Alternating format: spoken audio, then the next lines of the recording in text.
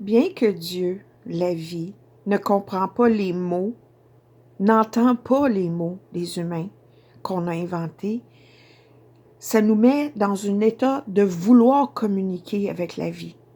Ça nous met dans un état de vouloir non seulement s'exprimer, mais écouter et entendre la voix de Dieu, la voix de la vie, la voix de l'amour. Donc, quand on fait une prière, peu importe qu'elle ait des mots ou non, il y a une volonté, là, il y a un désir, puis il va y avoir une réponse. Et c'est une prière que je pense que j'ai déjà dit plusieurs fois, mais je la trouve donc belle. Puis on peut changer les mots qui nous dérangent, là, parce que c'est inventé.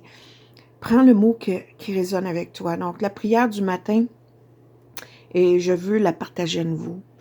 Seigneur, ou la vie, dans le silence de ce jour naissant, je viens te demander la paix, la sagesse, la force. Je veux regarder aujourd'hui le monde, et ça me fait penser à la leçon 20-21 de je suis déterminée à voir différemment. C'est ça.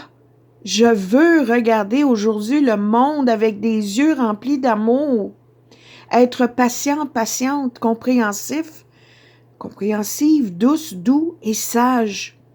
Voir au-delà des apparences, des illusions de ce monde. Tes enfants comme tu les vois toi-même. La création du Créateur, ou créatrice, peu importe. On ne s'attache pas aux mots. C'est le sens. Dieu, c'est l'idée parentale de la vie. C'est pour ça que Jésus disait le Père. Le Père, c'est comme symbolique de l'idée parentale de tout ce qui est vivant. Le parent de tout ce qui est vivant. Tes enfants, comme toi, tu les vois ainsi, ne voir que le bien en chacun et chacune. Ferme mes oreilles à toute calomnie. Garde ma langue de toute malveillance. Si on peut, juste dans une heure ou dans une journée, avant de parler, réfléchir. Est-ce que je vais dire, ce que je vais dire est important, a de la valeur, va bénir, enseigner, partager, encourager, chanter?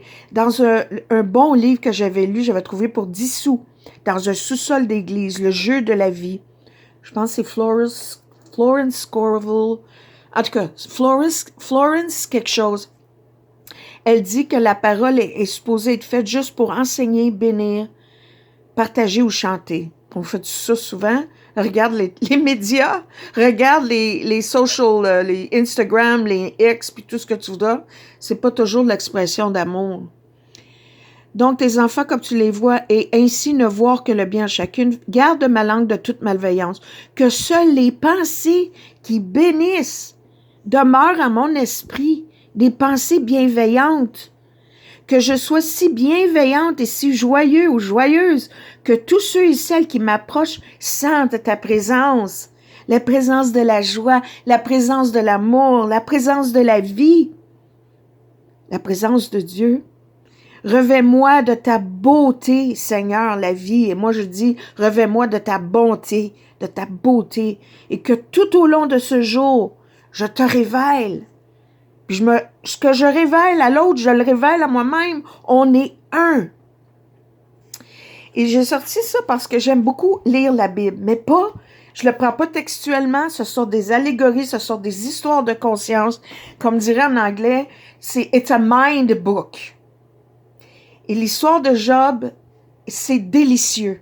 C'est vraiment pour moi un débat qu'il y a intérieur entre le petit démon de son ego et l'âme de sa conscience ou l'Esprit Saint en lui. Puis dans 12, il dit que le Dieu en lui dit « Regarde les animaux, les poissons, la terre, tout ce qui vit, laisse-le se révéler à toi. Il t'enseigne. La vie enseigne. » Puis il dit aussi que l'homme, Dieu, est en charge de tout ce qui est vivant, toutes les âmes et la respiration.